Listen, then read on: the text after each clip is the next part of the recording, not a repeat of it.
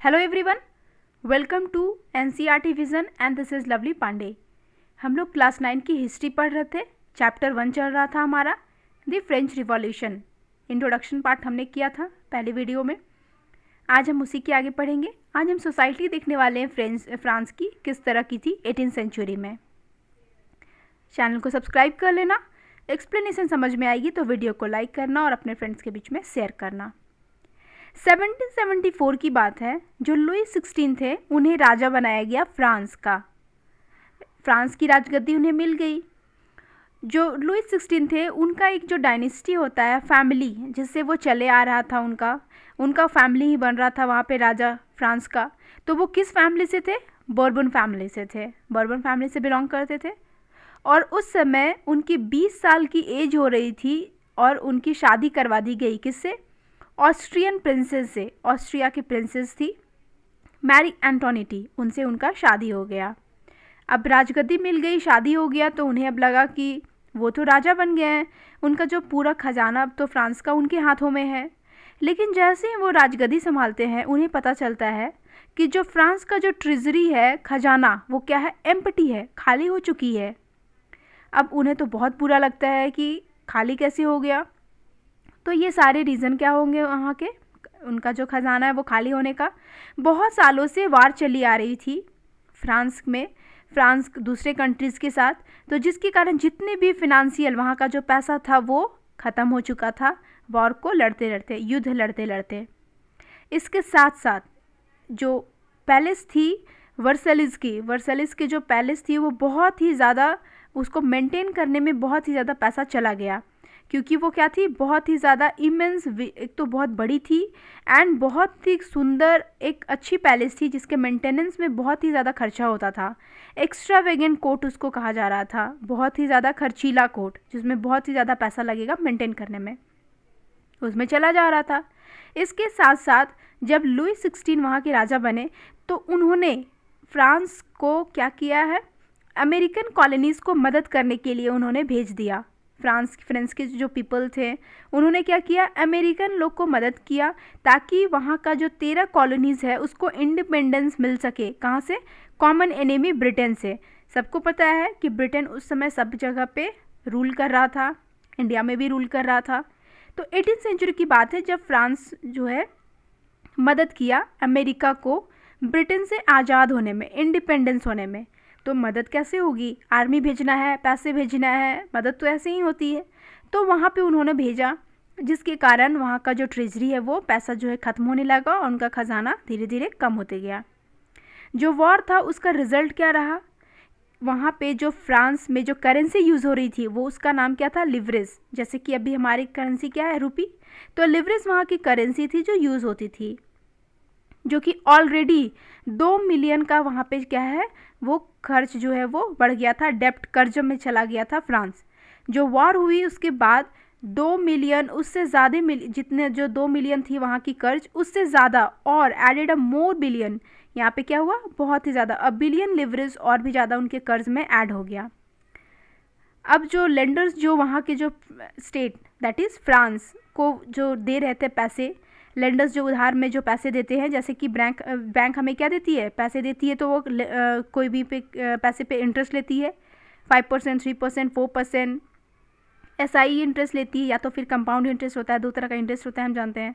तो इंटरेस्ट तो हमें नहीं पता है, लेकिन उस समय जो इंटरेस्ट ले रही थी जो लेंडर्स, जो उधार जो पैसे दे रहे थे, तो वे लोग अपना इंटरेस्ट को इंक्रीज़ कर दिए और अपने जो चार्ज को बढ़ा के कितना कर दिए? 10%। वो जितना भी लोन दे रहे थे, पैसे दे रहे थे, उस पर 10% का इंटरेस्ट वो क्या किए? बढ़ा दिए।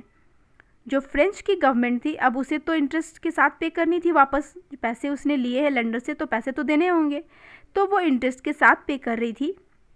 तो उसमें एक बहुत ही बड़ा अमाउंट जो है उसके बजट का वो इंटरेस्ट को चुकाने में, इंटरेस्ट को पे करने में ही ख़त्म हो जाती है। इसके साथ साथ जितने भी रेगुलर एक्सपेंसेस थे, जो कि रेगुलरली जो खर्च हो रहा था, अब राजा हैं तो उन्हें तो पैसे खर्च करने होंगे। कहाँ पे खर्च होगा? आर्मी को मेंटेन करने में। अगर कोई वॉर के लिए आर्मी को तैयार करना है या फिर अपनी खुद की प्रोटेक्शन के लिए आर्मी रखनी है, आर्मी को मेंटेन करना ही होगा। कोर्ट के मेंटेनेंस के लिए, जितने भी सरकारी ऑफिसेस हो गए हैं, सरकारी बिल्डिंग्स हो गई, सरकारी स्कूल कॉलेजेस यूनिवर्सिटीज़ हो गए हैं, तो वो सारे स्टेट का वो जो country say that the state कहने का मतलब है यहाँ पे कंट्री फ्रांस, तो उसे वहाँ पे करनी थी। तो ट्रेजरी तो खाली हो गई, तो पे कहाँ से होगी? पैसे तो कहीं से चाहिए होंगे। राजा जो जॉब तो नहीं करता है कि उसे के पास पैसे होंगे, तो वो जो खर्चा जो उसे मेंटेन करना था उसके लिए वो क्या किया? टैक्स जो को बढ़ा दिया।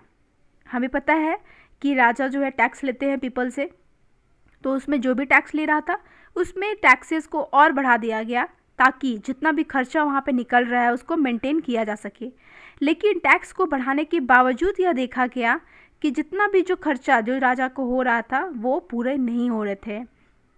Yet even this measure would not have sufficed, ये जो मेजर्स है जो ले रहे थे स्टेप, वो भी उस चीज़ में इनफ नहीं था उस चीज़ के लिए। फ्रेंच सोसाइटी के बारे में यहाँ पे बताया जा रहा है कि जो फ्रेंच की सोसाइटी थी 18th सेंचुरी में वो डिवाइडेड थी 3 स्टेट्स में, और उस समय जो थर्ड स्टेट होती थी उन्हीं को टैक्स पे करना था। बाकी जो 2 स्टेट्स जो थे वे आराम से रहेंगे, कोई टेंशन नहीं है। यहाँ पे हम देख लेते हैं जो 3 स्टेट्स जिसमें फ्रांस उस समय डिवाइडेड था 18th सेंचुरी में, उसे हम देख लेते हैं। फर्स्ट स्टेट तो जो है वो क्लर्जी का था, क्लर्जी पीपल थे। अब क्लर्जी क्या है? तो जितने भी रिलीजियस पीपल्स थे, चर्च से रिलेटेड जो थे, फ्रेंच सोसाइटी उस समय क्या थी? क्रिश्चियनिटी था, वहाँ पे क्रिश्चियनिटी फॉलो होता था। तो चर्च से रिलेटेड जितने भी लोग थे, ऑफिशियल्स थे, प्रिस्ट थे वहाँ पे, वहाँ के बिशॉप्स थे, तो वे सारे को हो गए क्लर्जी में चले गए। सेकेंड स्टेट है हमारा नोबिलिटी। नोबिलिटी कौन हो गए? नोबेल्स लोग, हाई क्वालिफाइड लोग बोल सकते हैं, जिनका अपना खुद टाइटल है। लेकिन ये जो 2 स्टेट के जो मेंबर हैं वो बहुत ही कम थे। थर्ड स्टेट हम आते हैं। थर्ड स्टेट कौन है? तो बिग बिजनेसमैन का। थर्ड स्टेट को भी 3 ऑर्डर में डिवाइड किया गया है, देख रहे हैं 3 ऑर्डर्स है। पहला ऑर्डर कौन है? बिग बिजनेसमैन का, जो कि बड़े बड़े बिजनेसमैन हैं या तो फिर व्यापार करने वाले हैं, कोर्ट में ऑफिशियल्स हैं, कोर्ट में रहने वाले हैं, कोर्ट कचहरी का काम करने वाले, वकील हो गए। तो ये सारे जो है वो थर्ड स्टेट का पहला ऑर्डर हो गए, पहले ऑर्डर में आ गए। सेकेंड हमारा है पीजेंट्स एंड आर्टिसियंस, वो किसान या फिर आर्टिसियंस जो कि कुछ काम करते हैं। आर्टिसियंस में हमारे क्या आ गए? मैकेनिकल हो गए, प्लम्बर हो गए, ये सारे आर्टिसियंस हो गए, बढ़ी का काम करने वाले जो भी हो गए। लेकिन ये जो है वो बड़े थे, कुछ बड़े थे, इनके पास कुछ पैसा था, कुछ अमाउंट था, कुछ प्रॉपर्टी था। ये दोनों पे पास सबसे ज़्यादा इसके पास था, इससे कम इसके पास था। और ये जो है वो स्मॉल पीजेंट्स हो गए, डेली वेजेस लेबर्स हो गए, नौकर सोसाइटी जो हो गया, जो काम करना है, डेली का काम करना है, सर्विस करना है, लेबर का काम करना है, वैसे पीजेंट्स जिनके पास अपनी खुद की कोई लैंड नहीं है कल्टीवेट करने के लिए, दूसरे के लैंड पे वो काम करेंगे। तो ये जो हमारा वो थर्ड ऑर्डर हो गया थर्ड स्टेट का। तो इस तरह से 3 स्टेट्स हो गई फ्रेंच सोसाइटी की, हमने देख लिया।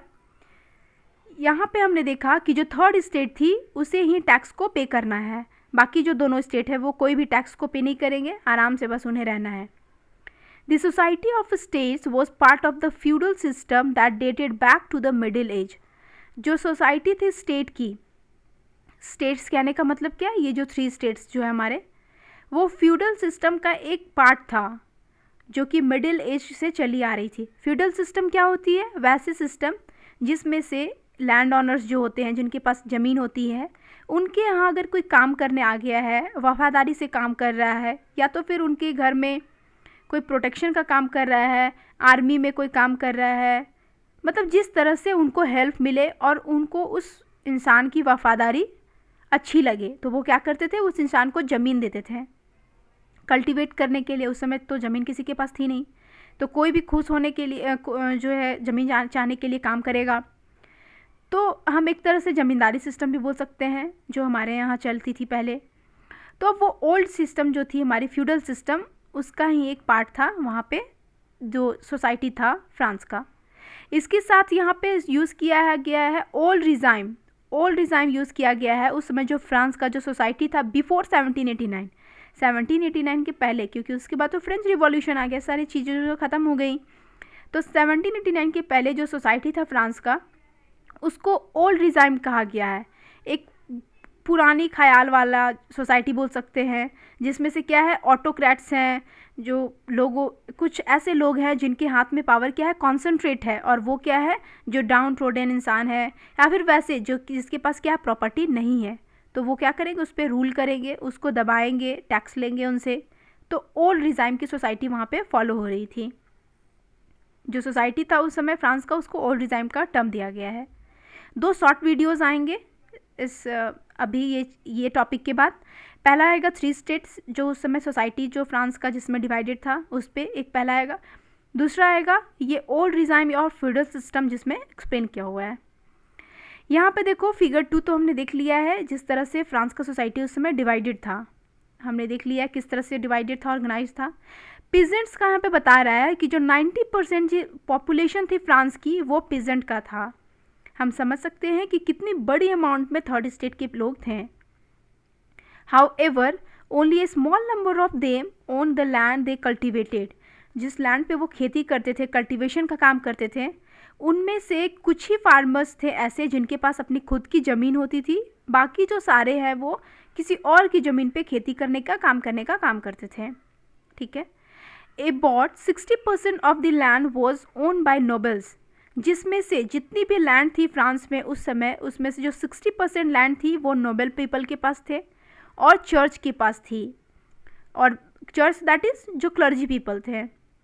और जो बचा खुचा हो गया वो किन के पास थी, थर्ड स्टेट के जो रीचर मेंबर्स थे। हमने देखा है कि थर्ड स्टेट में भी 3 ऑर्डर्स में डिवाइडेड है, तो रीचर मेंबर्स जो हैं थर्ड स्टेट के, उनके पास जो बचा खुचा ज़मीन है वो उनके पास है। ठीक है। The members of the first 2 states that is the clergy and the nobility enjoyed certain privileges by birth. जन्म से ही कुछ उन्हें अधिकार होती थी, सर्टेन राइट्स होती थी जो वो इंजॉय करते थे। कौन? जो क्लर्जी पीपल थे, जो नोबिलिटी थे, थर्ड स्टेट नहीं। उसमें से जो मोस्ट इम्पॉर्टेंट अधिकार जो उनको जन्म से ही मिलता था वो क्या है, उन्हें कोई भी टेंशन नहीं लेना है, उन्हें किसी भी तरह का टैक्स को पे नहीं करना है स्टेट को। टैक्स कौन पे करेगी? Third state. जो नोबल्स थे इसके साथ साथ उन्हें फ्यूडल प्रिविलेज थी। अब ये फ्यूडल प्रिविलेज क्या हुआ? फ्यूडल प्रिविलेज कहने का मतलब है कुछ स्पेशल राइट जो कि उन्हें जन्म से ही मिलती थी, और ये जो है वो इंजॉय करते थे क्लर्जी पीपल एंड नोबिलिटी। ये हमने देख लिया। इसके साथ साथ क्या थी, जो पीजेंट्स जो किसान थे उन्हें सर्विस देना था लॉर्ड्स को। अब ये लॉर्ड्स क्या हो गए, तो जो भी ओनर्स हो गए लैंड के, या फिर जिनके पास कुछ अच्छी खासी प्रॉपर्टी है, तो उन्हें क्या करना है, उनके घर में जाके काम करना है। हमने अभी देखा, काम करोगे खुश होंगे, मालिक सरकार खुश होंगे और आपको क्या थोड़ा सा ज़मीन दे देंगे। तो उसी तरह का हो रहा है कि उन्हें लौट के यहाँ पे काम करनी है। अब ये काम कैसी होती थी, या तो उनके घर पे काम करो, उनके फील्ड में काम करो, आर्मी में पार्टिसिपेट करो, वॉर होगी उसमें आपको लड़ना होगा, उनके घर का प्रोटेक्शन करना होगा, तो इस तरह का काम करना होगा। अब जो टैक्सेस वहाँ पे जो लिए जाते थे लोगों से, लोगों मतलब कौन हो गई, हमारी कॉमनर्स, थर्ड स्टेट। तो 2 तरह के टैक्स वहाँ पे हमें दिख रहे थे। कौन कौन है? सबसे पहले है टाइथ, जो कि पीजेंट से लिया जाता था। अब ये जो टाइथ है वो कौन लेता था? Church that is clergy people जो थे वो एक तरह का टैक्स लेते थे लोगों से, जिसका नाम था tithe. And finally all members of the third state had to pay to the state. जितने भी मेंबर्स हैं उन्हें देना है स्टेट को, दैट इज़ वो जो ले रहे हैं उन्हें। इसमें से क्या थी, एक तरह की डायरेक्ट टैक्स भी थी जिसको कहते हैं टाइल, और ये क्या थी, ये डायरेक्ट टैक्स थी जो कि लेगा गवर्नमेंट, उस समय जो किंग थे वो लेंगे। And a number of indirect taxes, इसके साथ साथ बहुत सारे इनडायरेक्ट टैक्सेस जो थे वो भी लगते थे। अब इनडायरेक्ट टैक्सेस क्या है, जिनका कोई सर्टेन स्पेसिफिक नाम नहीं, जैसे कि यहाँ पे टाइथ हो गई, टाइल हो गई, ठीक है। तो इसको छोड़ के वैसे टैक्स जो कि लग तो रहे हैं, लेकिन कॉमनर्स को उसका कोई टर्म डिफाइन करके नहीं दिया गया है। जैसे कि अगर सॉल्ट ले रहे हो, नमक, या फिर कोई टोबैको, कोई भी फूड प्रोडक्ट ले रहे हैं जो कि हम एवरीडे लाइफ में कंजप्शन करते हैं, इसको यूज़ करते हैं, तो उसका अगर 12 रुपया दाम है तो 12 रुपया ना होके 14 रुपया आपसे लिया गया है। आपको बताया नहीं गया है कि 2 रुपया टैक्स ले रहा है, लेकिन यहाँ पे जो 2 रुपीज़ है वो क्या है, टैक्स है, जो कि मिलेगी उस समय स्टेट को, जो कि उसमें पार्टी है, जो गवर्नमेंट है उसे। पार्टी तो होती नहीं है वहाँ पे, गवर्नमेंट यहाँ पे बोला जा रहा है। क्यों? यहाँ पे टैक्स जो गवर्नमेंट यूज़ किया गया है टर्म, जो मैं बोल रही हूँ। गवर्नमेंट का मतलब ये नहीं है एडमिनिस्ट्रेशन हो रहा है, आराम से लोगों के द्वारा चुना जा रहा है किसी गवर्नमेंट को, वो वाली नहीं। गवर्नमेंट कहने का मतलब कि वहाँ पे जो है राजा ही गवर्नमेंट थी, तो हम बोल सकते हैं गवर्नमेंट उसमें राजा थी, तो उसको ये सारे टैक्सेस को देना होता था। जो बर्डन थी फिनांसिंग एक्टिविटीज़ का, जो भी स्टेट में जो खर्चा हो रहा था, पैसा का जहाँ पे भी काम हो रहा था, तो वो सारा जो खर्च का बोझ है वो किस पे था? थर्ड स्टेट पे। थर्ड स्टेट को टैक्स देना है, सारे खर्चा को मेंटेन करना है। अब वो कैसे भी करें, उनकी मर्ज़ी। अब अगर वो नहीं दे पाएंगे तो क्या करना होगा उन्हें? जो लॉर्ड है उनके यहाँ पे काम करनी होगी, वो कर्ज में डूब जाएंगे। ऐसा भी सिस्टम था। यहाँ पे जो वर्ड्स यूज़ हुए हैं यहाँ पे समझाया गया, उसे हम देख लेते हैं। लिवरी, लिवरी मतलब क्या है? लिवरे मतलब उस समय जो करेंसी यूज़ होती थी फ्रांस में, और वो डिसकंटिन्यूड रही इन 1794 में डिसकंटिन्यू हुई। कहने का मतलब क्या है, 1794 तक चली, उसके बाद लिवरे को चेंज कर दिया गया। क्लर्जी, क्लर्जी पीपल कौन थे? पर्सन्स जो कि स्पेशल उनका कुछ अपना फंक्शन होता था चर्च में। टिथे क्या था? टाइथ क्या था? टैक्स जो कि चर्च लेता था, और इसका जो अमाउंट है वो क्या होता था? जितना भी एग्रीकल्चरल प्रोड्यूस है, कोई किसान अगर कोई खेती में काम कर रहा है और अगर कुछ वो अनाज पैदा किया है, तो जितना भी उसका जो खर्चा, उस पैसा जो निकल रहा है उसे बेचने पे, उसका 1/10 पार्ट जो है वो टैक्स देगा। किसके फॉर्म में? टाइथ के फॉर्म में देगा। किस? चर्च को। ठीक है। उसके बाद फिर हम पढ़ रहे हैं टाइल के बारे में। टैक्स जो कि डायरेक्टली देना है किसी स्टेट को, वो जो सरकार है, राजा है, वो लेगी इस टैक्स को। टाइल हो गया ये। तो इस तरह से हमने वर्ड्स देख लिया, उसमें जो फ्रांस का जो सोसाइटी था वो हमने देख लिया है। नेक्स्ट वीडियो में हम पढ़ते हैं नेक्स्ट टॉपिक को। अगर एक्सप्लेनेशन समझ में आएगी तो वीडियो को लाइक करना और चैनल को सब्सक्राइब कर लेना। मिलते हैं, टेक केयर, बाय बाय।